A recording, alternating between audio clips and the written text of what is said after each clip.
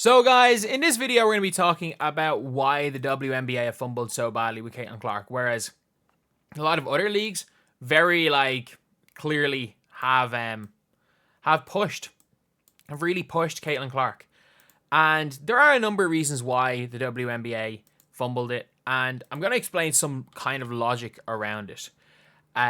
First of all, I think one of the biggest issues with it is they thought they'd seen it before. And if you know what I mean by that, they thought she was Sabrina Ionescu.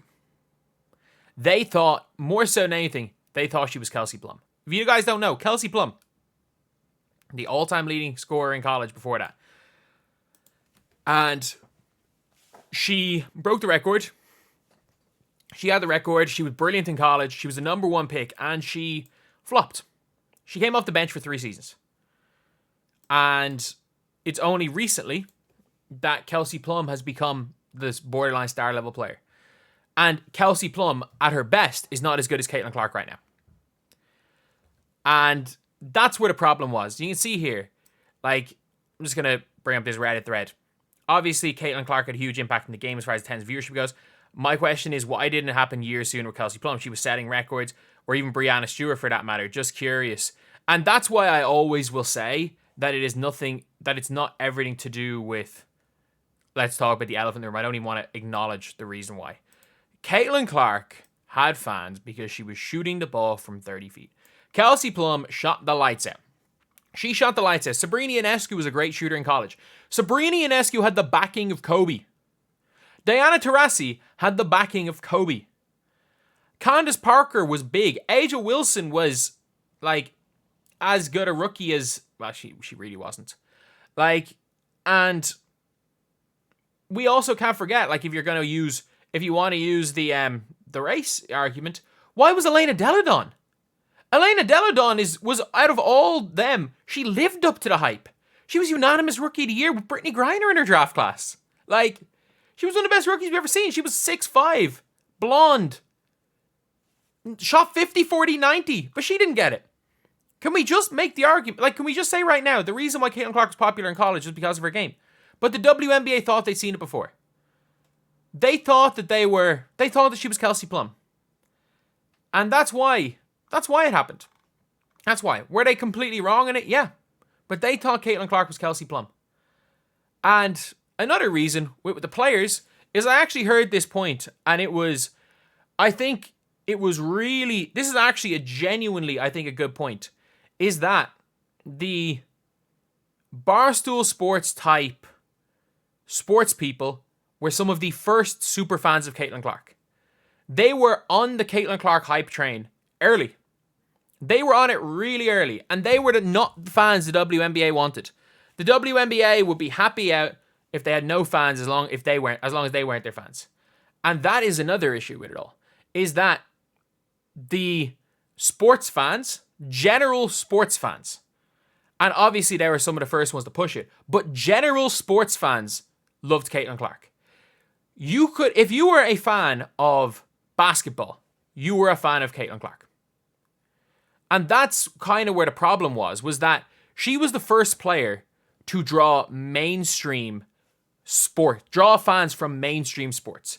If you were asking, I think now more people would answer Aja Wilson, but if 12 months ago you asked most people to name one female basketball player, the first name almost any of them said,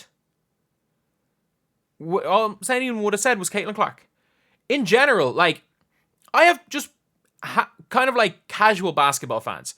The same people in my life that would have came up to me back in the day and been like, man, this Curry guy is unbelievable. It's is Curry really that good to watch?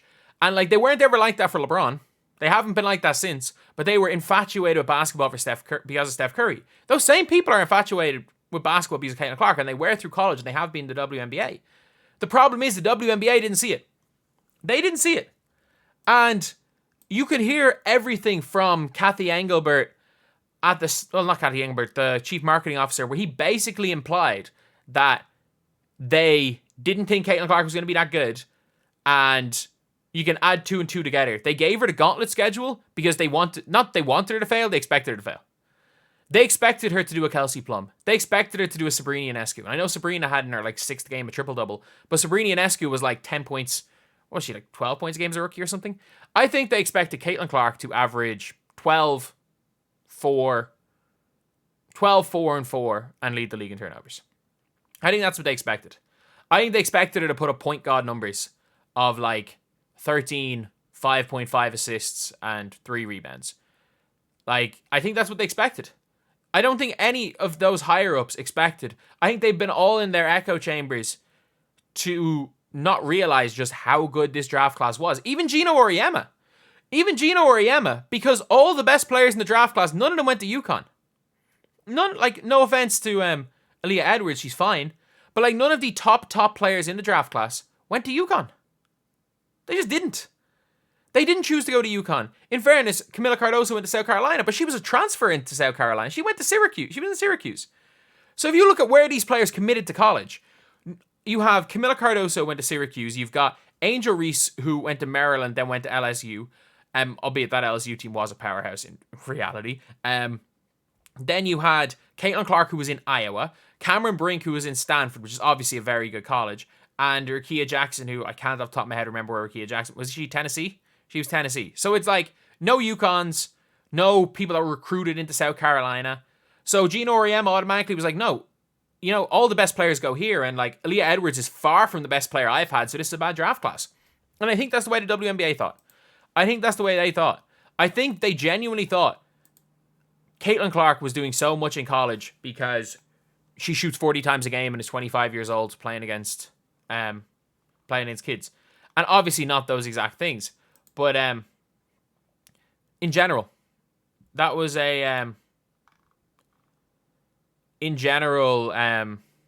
what they thought.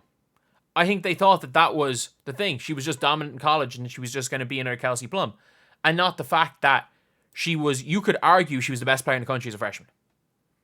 Paige Beckers won National Player of the Year. They shared the Freshman of the Year. You saw when they played against each other. You can argue Caitlin Clark was the better player in that game when they played against each other in the tournament. Like, Paige Beckers at her best. And then Caitlin Clark improved year on year on year, with the team improving year on year on year around her. This phenomenon was never going to end any other way. But everybody knew it. Everybody knew what was coming.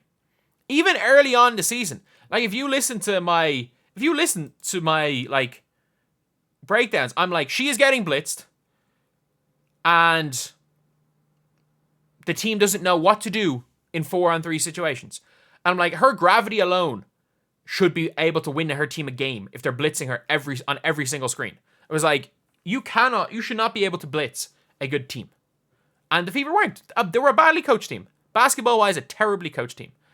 And you could see early on in the game, and even the first Chicago game, people were like, oh, she struggled. And I'm like, I think she had like 11, 7, and 8 or something. And I'm like, she controlled every bit of this game.